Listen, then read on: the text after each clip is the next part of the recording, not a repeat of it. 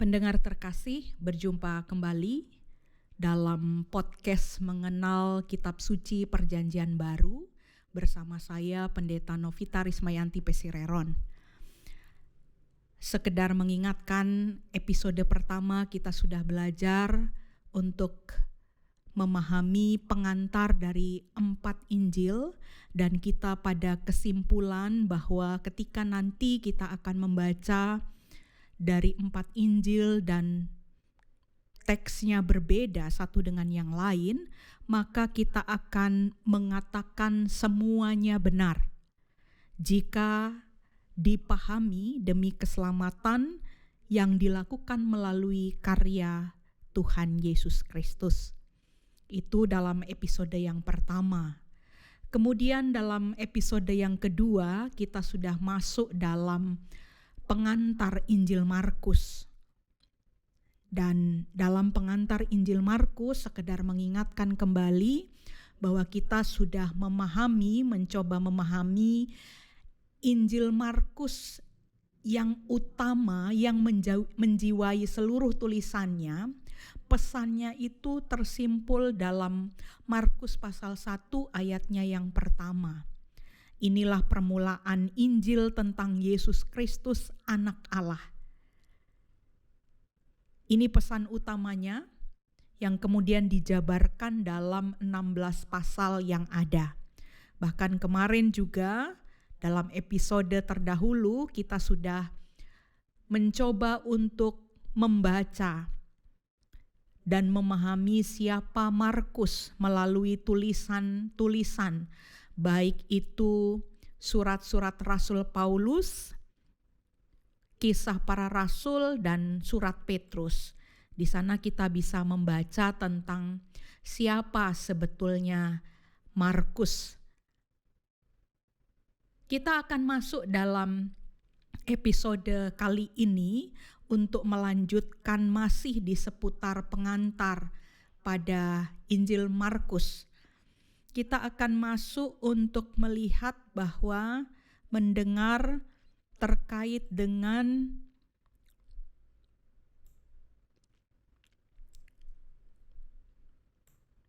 siapa Markus sudah dijelaskan dari Petrus, surat Rasul Paulus, juga kisah para rasul.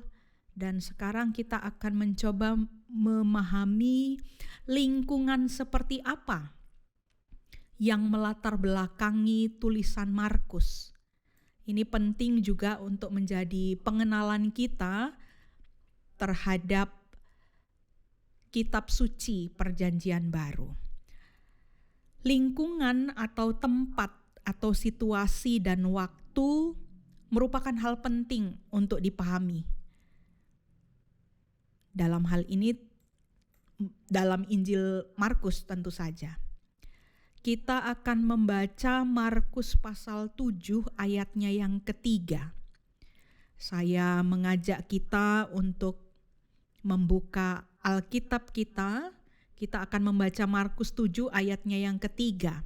Saya bacakan bagi pendengar terkasih. Pada suatu kali, serombongan orang Farisi dan beberapa ahli Taurat dari Yerusalem datang menemui Yesus. Mereka melihat bahwa beberapa orang muridnya makan dengan tangan najis, yaitu dengan tangan yang tidak dibasuh. Sebab orang-orang Farisi seperti orang-orang Yahudi lainnya tidak makan kalau tidak melakukan pembasuhan tangan lebih dulu, karena mereka berpegang pada adat istiadat nenek moyang mereka.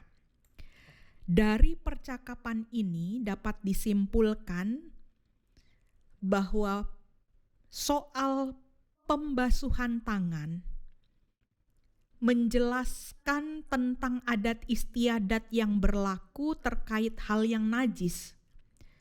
Maka dapat dipastikan kalau kita memahami terkait dengan lingkungan pembaca Injil Markus, dapat dipastikan tempat dan situasi penerima Injil Markus itu adalah satu komunitas yang tidak mengerti tentang adat istiadat Yahudi. Karena mereka tidak mengerti, maka penulis menyampaikan dalam tulisannya, memberikan penjelasan.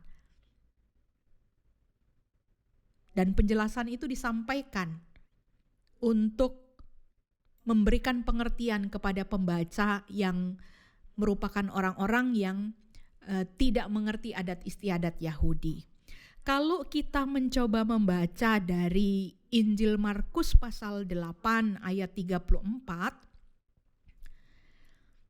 Markus 8 ayat 34, saya bacakan.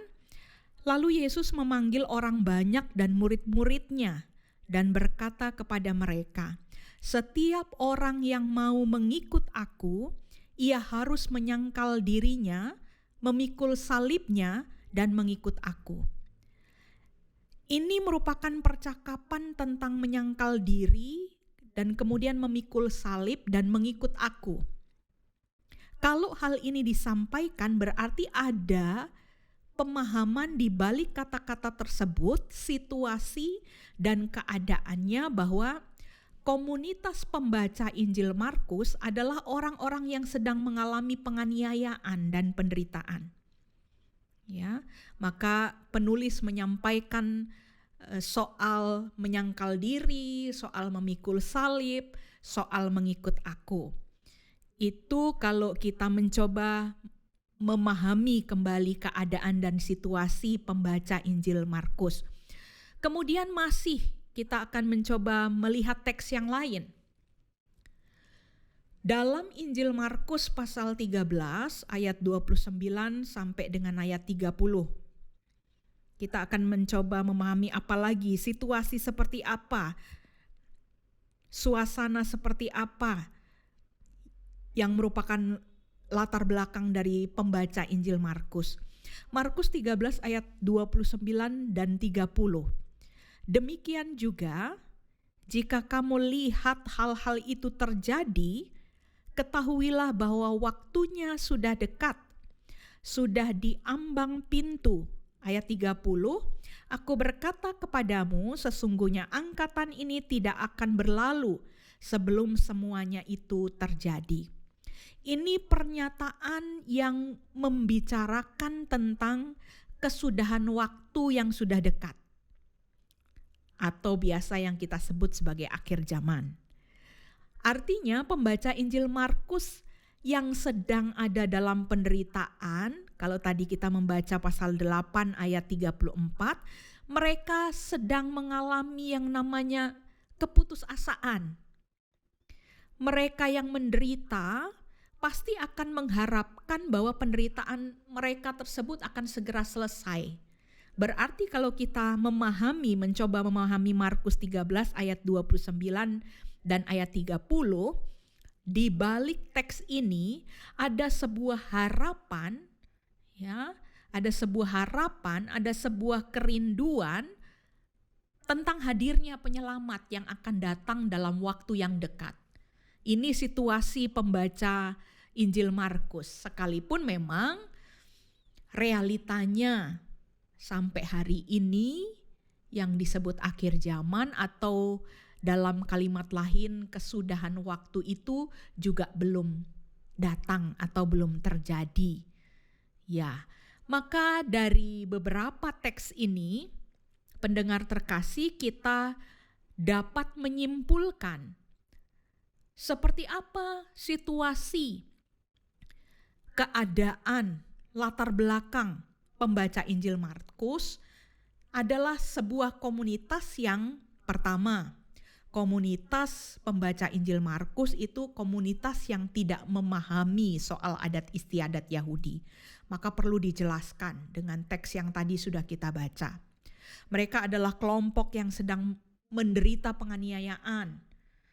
Kemudian komunitas pembaca Injil Markus juga adalah komunitas yang sedang menunggu hadirnya kesudahan waktu atau akhir zaman. Ini menjadi bagian yang perlu kita coba juga pahami ketika kita mau masuk memahami Injil Markus, dan saat ini kita masih ada dalam pengantar Injil Markus. Apa saja sekarang yang perlu kita juga pahami, kita kenal apa yang menjadi bahan dari tulisan Injil Markus. Yang menjadi bahan dalam tulisan Injil Markus itu ada dua bahannya. Yang pertama itu ada tradisi lisan. Ya, tradisi lisan yang didengar, apa yang didengar oleh penulis, apa yang dilihat, apa yang diamati langsung saat ia bersama dengan Paulus dan Petrus. Mari kita ingat bersama, kemarin kita dalam episode terdahulu kita sudah belajar memahami tentang siapa Markus. Orang yang pernah dekat bersama dengan Paulus dan Petrus. Artinya tradisi lisan yang menjadi bahan bagi penulisan Injil Markus ini menjadi sangat penting. Tradisi lisan. Apa yang didengar, dilihat, diamati langsung saat ia bersama dengan Paulus dan Petrus. Itulah yang menjadi bahan. Yang kedua, kumpulan kisah. Kumpulan kisah tentang kisah Yesus yang sudah ada. Ya, kumpulan kisah yang sudah ada, misalnya seperti kisah tentang puasa. Dalam Injil Markus pasal 2 ayat 1 sampai pasal 3 ayat 6, kita bisa membaca di sana kumpulan kisah tentang puasa, tentang pemungut cukai, tentang pertikaian pendapat, tentang sabat, tentang pengampunan dosa. Itu merupakan kumpulan-kumpulan kisah Yesus yang sudah ada. Dan ini menjadi bahan juga dari penulis Injil Markus untuk menuliskan Injilnya.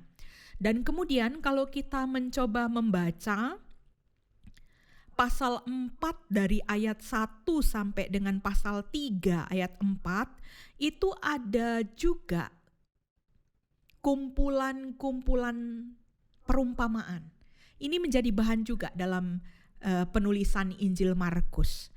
Kemudian kalau kita membaca pasal 4 ayat 35 sampai dengan pasal 5 ayat 43, itu juga kita bisa membaca di sana kumpulan mujizat-mujizat. Jadi ada tradisi lisan yang menjadi bahan dari penulis Injil Markus, ada juga kumpulan kisah tentang Yesus yang sudah ada, misalnya kumpulan tertentu, kumpulan perumpamaan, kumpulan mujizat. Nah, itu yang juga menjadi perhatian kita bersama ketika kita mencoba untuk membaca Injil Markus. Sekarang kita akan mencoba untuk sedikit lebih maju lagi, kita akan mengetahui bagaimana cara setiap pendengar terkasih untuk membaca Injil Markus. Bagaimana caranya kita sebagai orang percaya membaca Injil Markus? Kita mengingat bahwa pesan utama yang menjiwai seluruh 16 pasal itu ada di dalam Markus pasal 1 ayat 1. Saya ulangi bagian ini. Inilah permulaan Injil tentang Yesus Kristus Anak Allah. Artinya dari pesan yang utama yang menjiwai, inilah rencana atau tujuan besar bahwa seluruh Injil Markus isinya itu adalah memperkenalkan nama Yesus dengan gelar. Ada dua gelar yang disebutkan. Gelar yang pertama Kristus. Gelar yang kedua itu adalah Anak Allah. Ini tujuan besarnya. Seluruh pembaca Injil harus fokus untuk melihat tujuan besarnya, bahwa semua 16 pasal itu ingin menceritakan, memperkenalkan tentang dua gelar dari Yesus, Kristus dan Anak Allah. Dan hal ini bisa kita lakukan dengan dua langkah. Ya, kita lakukan dengan dua langkah untuk memahami bagaimana kita membaca Injil Markus. Langkah yang pertama, kita coba baca Injil Markus pasal 8 ayat 29. Saya juga pernah menyampaikan hal ini di pengantar Injil-Injil terkait dengan pengakuan terhadap Yesus Kristus anak Allah itu dijawab yang pertama itu oleh Petrus, pengakuan itu oleh Petrus, dan itu ada di Markus pasal 8 ayat 29. Ya, saya bacakan untuk pendengar terkasih. Ia bertanya kepada mereka, "Tetapi apa katamu? Siapakah aku ini?"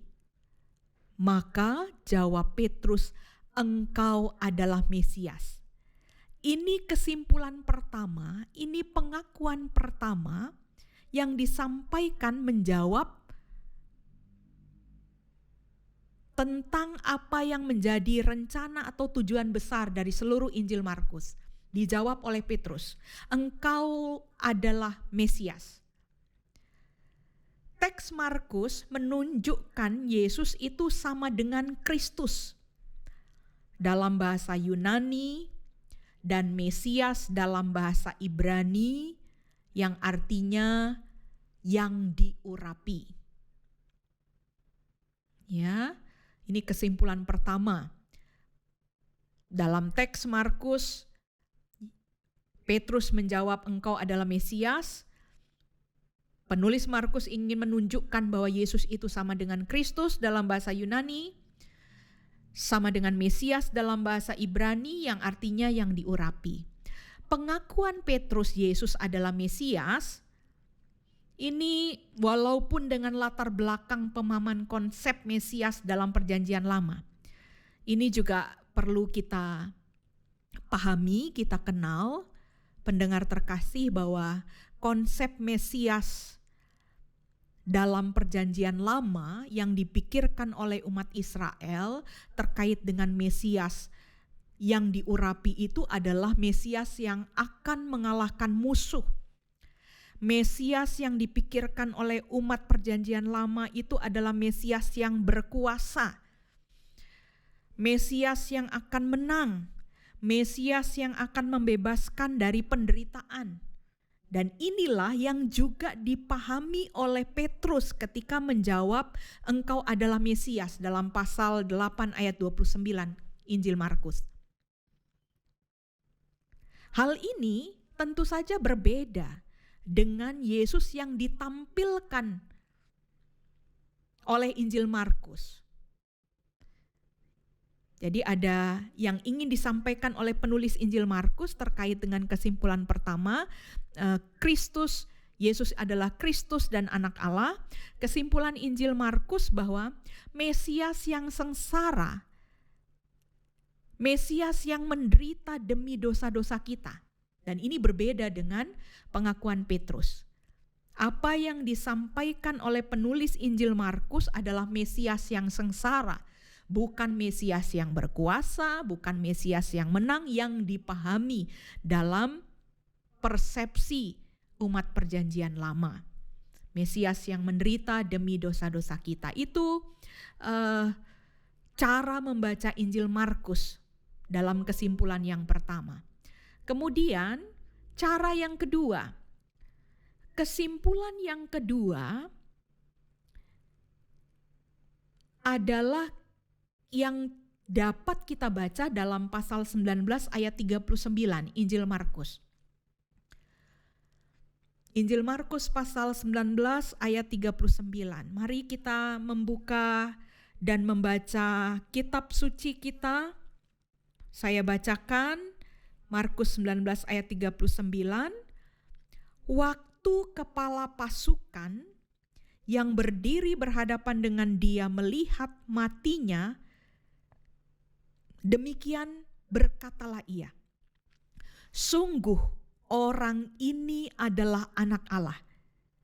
Mari dengar bagian ini, Ibu Bapak, Saudara-saudara, pendengar terkasih. Kalau tadi Petrus yang mengakui engkau adalah Mesias, walaupun Mesias dalam konteks pemahaman Perjanjian Lama, dalam kesimpulan yang kedua sungguh luar biasa bahwa yang mengakui Yesus itu adalah anak Allah adalah kepala pasukan. Pada saat Tuhan Yesus disalib. Ya. Dalam teks Markus, pada kesimpulan yang kedua yang disampaikan oleh kepala pasukan, yang ingin disampaikan oleh penulis adalah Yesus itu sama dengan anak Allah. Pengakuan dari pasukan tentara Romawi saat penyaliban Yesus. Dan ini di balik pengakuan kepala pasukan ini, penulis Injil Markus ingin menyampaikan bahwa pengakuan kepala pasukan ini mewakili pengakuan dari orang non-Yahudi.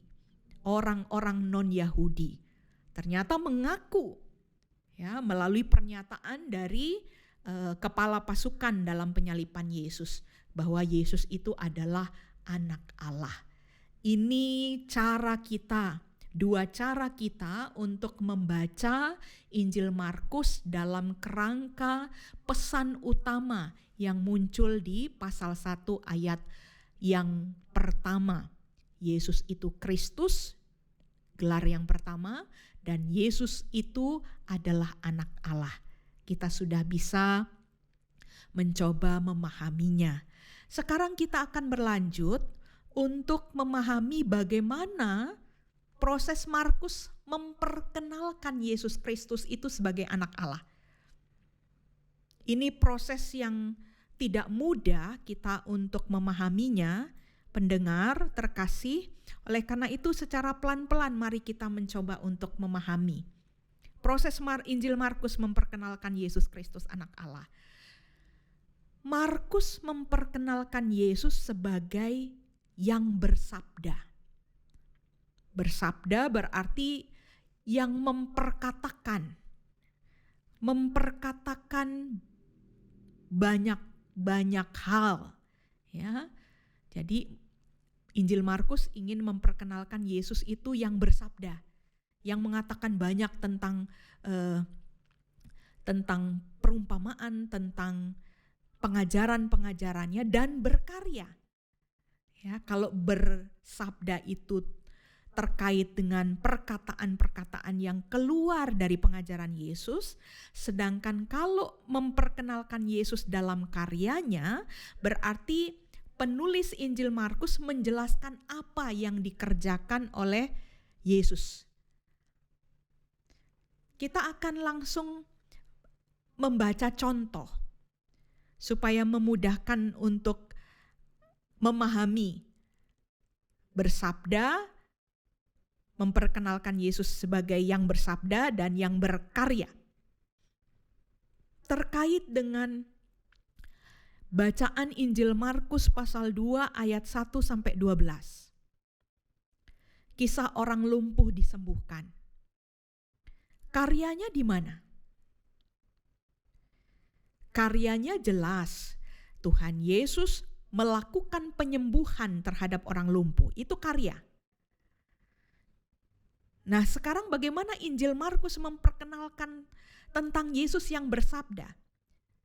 Yesus yang bersabda dalam kisah orang lumpuh yang disembuhkan itu ada pada Markus 2 ayat 9 sampai dengan 10. Di sana sabdanya Tuhan Yesus menyampaikan apa arti penyembuhan. Itu disabdakan oleh Tuhan Yesus. Apa arti penyembuhan? Siapa yang menyembuhkan? Terus dengan kuasa apa Yesus menyembuhkan? Dijelaskan, dan inilah yang disebut sebagai memperkenalkan Yesus dengan karyanya. Ya, kita sudah mencoba untuk memperhatikan hal ini.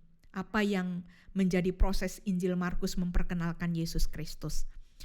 Selanjutnya, Markus juga memperkenalkan Yesus tidak hanya sebagai yang bersabda atau yang berkarya, tetapi juga sebagai yang tidak ingin dikenal. Ini unik juga kalau kita nanti membaca teks-teks Injil Markus. Tuhan Yesus beberapa kali menyampaikan hal-hal bahwa dia tidak ingin dikenal. Yesus sebagai sosok yang tidak ingin dikenal. Kita coba untuk masuk ke dalam contoh, ya, contoh memperkenalkan Yesus sebagai yang tidak ingin dikenal. Contoh itu ada dalam Injil Markus pasal 1 ayat 23 sampai 25. Mari kita coba melihat 3 ayat bacaan kita.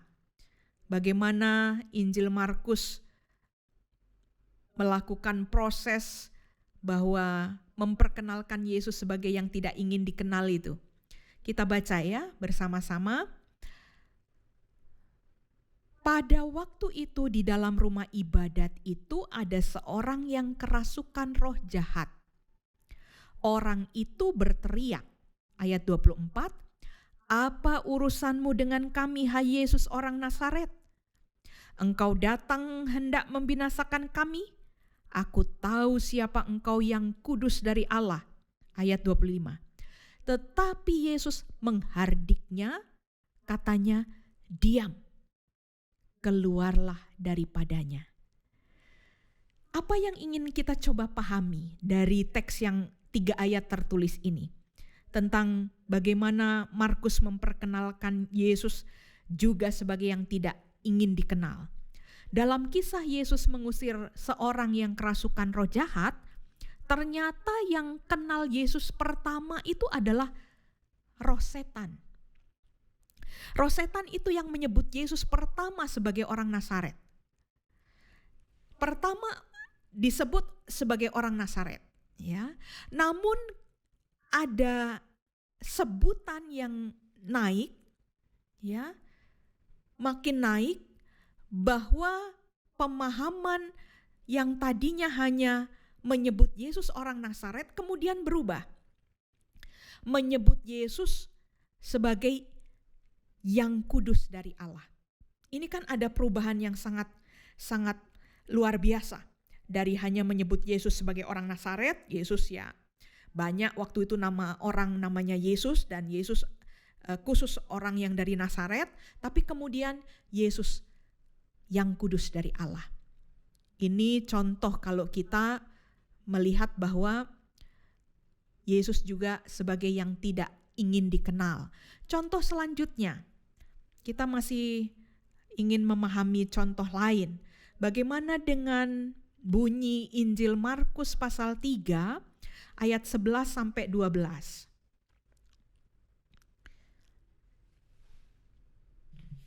Injil Markus pasal 3 ayat 11 dan 12. Saya bacakan buat kita.